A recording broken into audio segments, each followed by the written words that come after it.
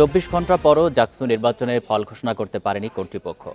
Table ও জনবল বাড়িয়ে আজ রাতের মধ্যেই গণনা শেষের চেষ্টা চলছে বলে জানিয়েছেন প্রধান নির্বাচন কমিশনার অধ্যাপক ডক্টর মনিরুজ্জামান। দেরির কারণ হিসেবে অব্যবস্থাপনাকে দায়ী করছেন শিক্ষার্থীরা। শুক্রবার বিকেলে ওএমআর স্ক্যানার ব্যবহার না করা ও হাতে গণনার বিষয়ে আপত্তি জানিয়ে ভোট গণনা স্থগিত রাখেন শিক্ষকরা। এর 1 ঘণ্টা পর উপাচার্যের সঙ্গে আলোচনা শেষে আবারও নির্বাচন কমিশনের নির্দেশে গণনা শুরু করা হয়। এর আগে বৃহস্পতিবার জাকসু নির্বাচনে ভোট গ্রহণ শেষে সেদিন রাত 10:45 থেকে শুরু হয় গণনা। এখন পর্যন্ত সবগুলো হল সংসদের ভোট গণনা শেষ। এখন চলছে কেন্দ্রীয় ছাত্র সংসদের ভোট গণনা। বৃহস্পতিবার সকাল 9টা থেকে বিকেল 5টা পর্যন্ত চলে ভোট গ্রহণ। এই কাউন্টিংটা ম্যানুয়ালি হচ্ছে আসলে, তো সেই ক্ষেত্রে তো একটু টাইম লাগবেই। তো হচ্ছে তারা যে কাউন্টিং করতেছে সেটা আমরা ওপেনলি দেখতে পাচ্ছি। নির্বাচন আয়োজনে প্রশাসনের কিছু ত্রুটি দেখতে পেয়েছি, যেমন ব্যবস্থাপনাগত ত্রুটির কারণে কিছু দেরিতে নির্বাচন শুরু হয়েছে। প্রয়োজনে 2-3টা টিম এনে তারা ক্রস চেকের মাধ্যমে ক্যালিব্রেশন করে পর্যাপ্ত ব্যবস্থা নিয়ে দ্রুত সময়ের মাধ্যমে রেজাল্টগুলো পাবলিশ করতে পারত। এটি যদি ওএমআর প্রক্রিয়ার জায়গাটা থাকতো সেই জায়গায় অনেক সহজ হয়ে যেত। আমরা প্রশাসনের প্রতি আরও দায়িত্বশীল আচরণ আশা করি। জাকসু নির্বাচনের সার্বিক পরিস্থিতি নিয়ে জানাতে সেখান থেকে যোগ দিচ্ছেন সহকর্মী মাহফুজুর রহমান মিলন। মিলন, ভোট গণনা এখন কোন পর্যায়ে রয়েছে? এখন তো কেন্দ্রীয় ছাত্র সংসদের ভোট গণনা হচ্ছে, কতক্ষণ লাগতে পারে?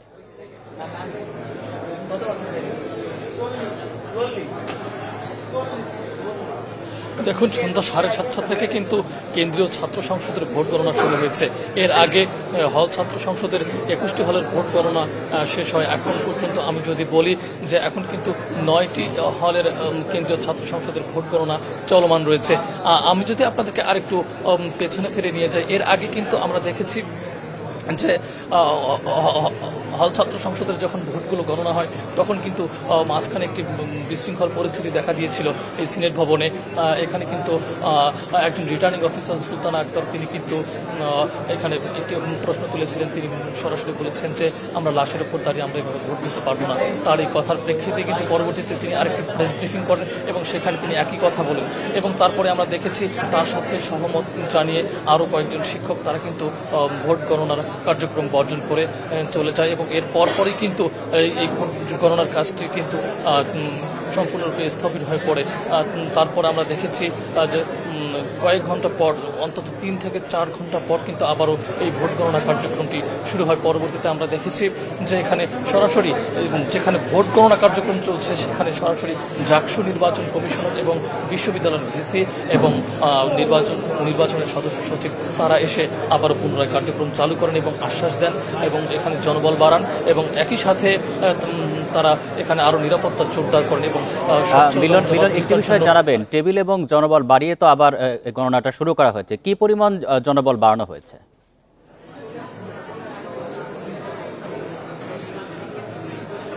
দেখুন, শুরুর দিকে যতজন লোক ছিল আমরা দেখেছি তার থেকে আরো 10 থেকে 15 জন ব্যক্তিকে আরো নিয়ে আসা হয়েছে এবং যারা পোলিং এজেন্ট ছিল তাদেরকে হল ছাত্র সংসদের যারা পোলিং এজেন্ট ছিল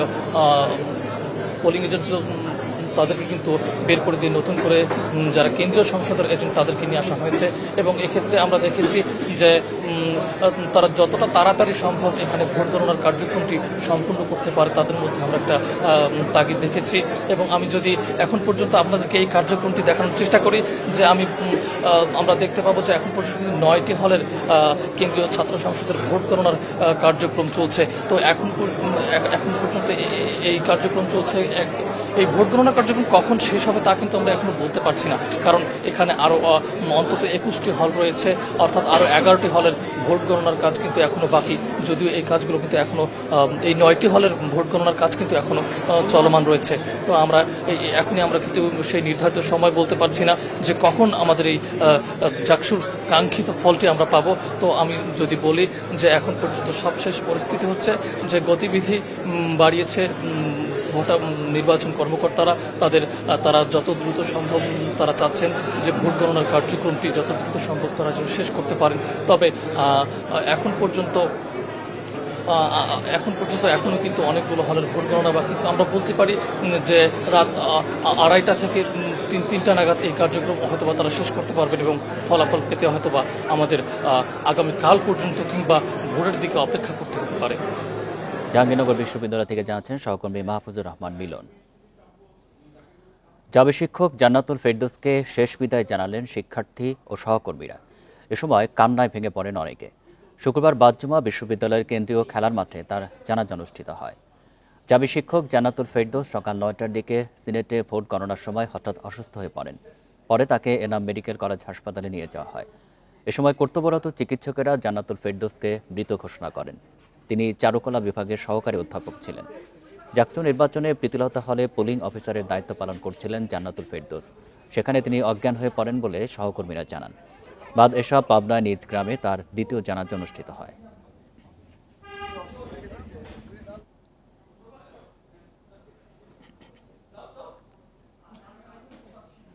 গণ অভ্যুত্থানের পরও বিশ্ববিদ্যালয়গুলোর ছাত্র সংসদ নির্বাচনে কারচুপি দেশের মানুষকে আশাহত করছে বলে মন্তব্য বিএনপি নেতাদের।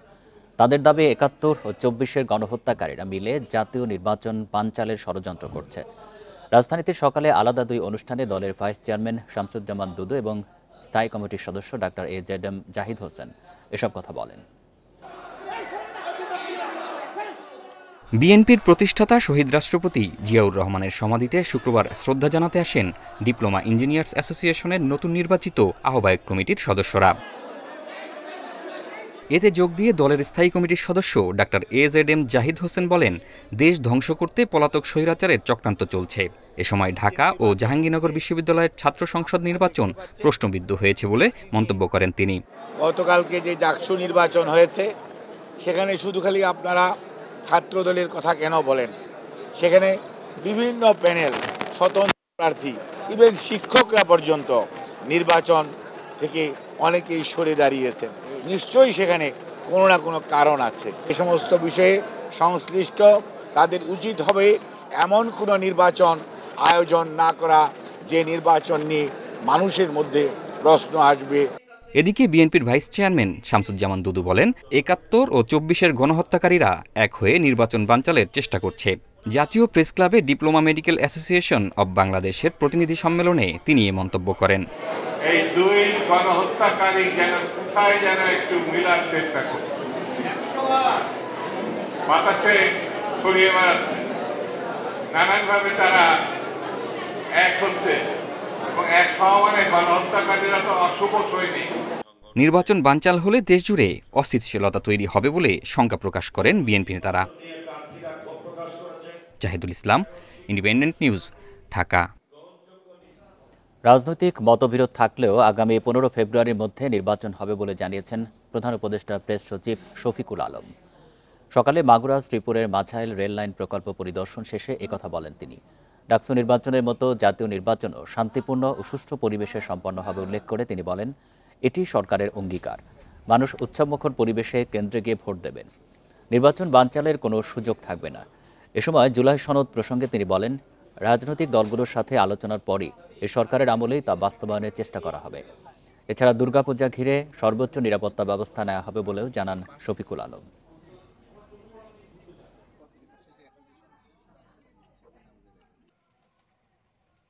পলিটিক্যাল পার্টির মধ্যে ভিন্ন মত থাকবেই, কিন্তু ইলেকশন, আমরা আবারও বলছি, ইলেকশন ফেব্রুয়ারির 15 তারিখের মধ্যে। ডাকসু ইলেকশনটা আমাদের জন্য খুবই ইম্পর্টেন্ট একটা ইলেকশন ছিল এবং এটার যদি আপনি দেখেন একটা শান্তি শৃঙ্খলা পুরোপুরি ছিল।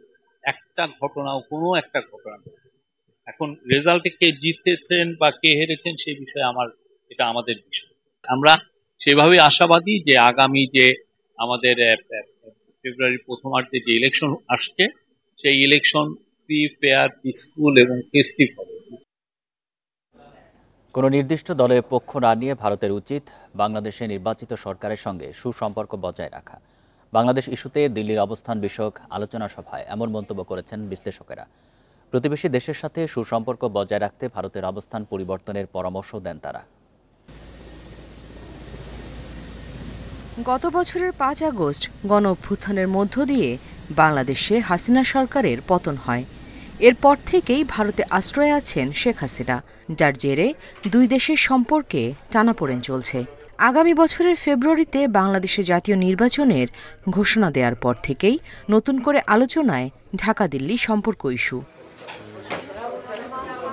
বৃহস্পতিবার বাংলাদেশে নির্বাচন নিয়ে দিল্লির ইন্ডিয়া ইন্টারন্যাশনাল সেন্টারে অনুষ্ঠিত হয় সেমিনার। সেখানে আলোচক হিসেবে উপস্থিত ছিলেন হর্ষবর্ধন শ্রিংলা, ড শ্রীরাধা দত্ত এবং ঋষি গুপ্ত। আলোচনায় দ্বিপাক্ষিক সম্পর্কোন্নয়ন ইস্যুতে জোর দেয়া হয়। জন্মলগ্ন থেকেই নানা সময়ে আওয়ামী লীগ সরকারকে সমর্থন করে আসছে ভারত।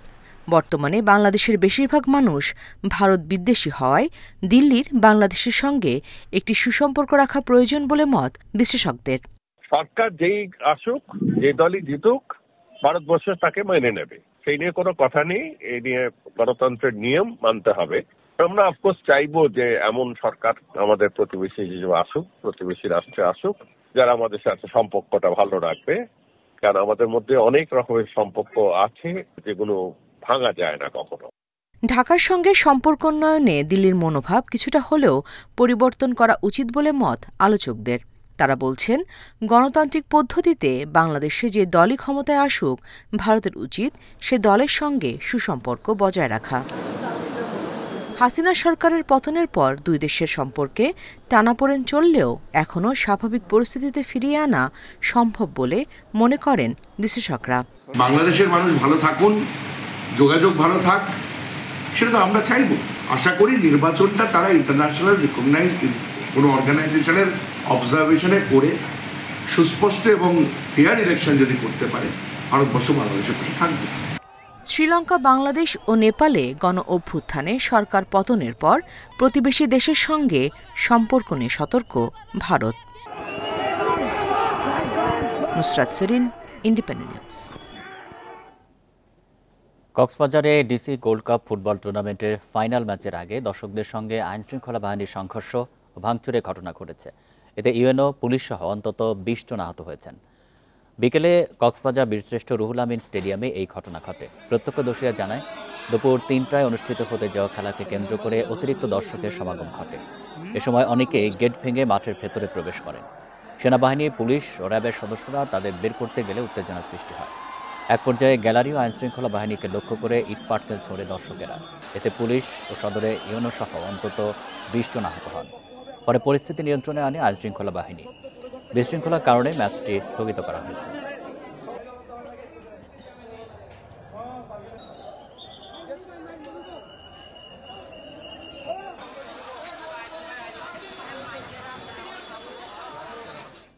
যুক্তরাষ্ট্রের বাজারে পাল্টা শুল্ক পুরোপুরি কার্যকর হয়েছে গত মাসে। এর আগে গত জানুয়ারি থেকে জুলাই 7 মাসে দেশটিতে বাংলাদেশের তৈরি পোশাক রপ্তানি বেড়েছে প্রায় 22%। প্রবৃদ্ধির এই হার যুক্তরাষ্ট্রের বাজারে শীর্ষ 5 রপ্তানিকারক দেশের মধ্যে সর্বোচ্চ। চলতি বছরের প্রথম 7 মাসে যুক্তরাষ্ট্রের বাজারে বাংলাদেশ থেকে $498 কোটি তৈরি পোশাক রপ্তানি হয়েছে। এই রপ্তানি গত বছরের একই সময়ের তুলনায় 21.66% বেশি। শুধু জুলাই রপ্তানি হয়েছে $70 কোটি তৈরি পোশাক। এক্ষেত্রে প্রবৃদ্ধি 4.97%।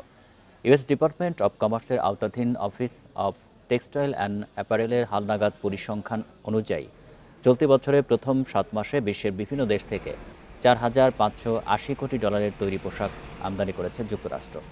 এই আমদানি গত বছরের একই সময়ের তুলনায় 4.96% বেশি।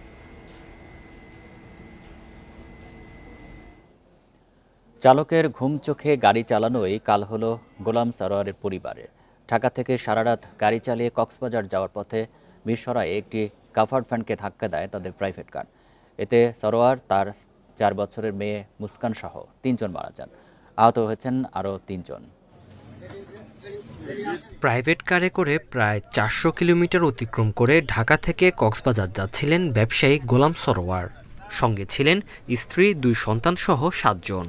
সকাল 8:45টায় তাদের প্রাইভেট কারটি চট্টগ্রামের মিরসরাইয়ের ঠাকুরদিঘি বাজারে পৌঁছায়। এ সময় নিয়ন্ত্রণ হারিয়ে দাঁড়িয়ে থাকা একটি কাভার্ড ভ্যানকে ধাক্কা দেয় সেটি। ঘটনাস্থলে মারা যান সরোয়ার ও তার মেয়ে মুস্কান। কাভার্ড ভ্যান পার্কিং করার রাস্তা সাইডে ছিল, এই পিছনে যায় মারা দিছে। সরোয়ারের গুরুতর আহত স্ত্রী সহ 4 জনকে নেওয়া হয় উপজেলা স্বাস্থ্য কমপ্লেক্সে।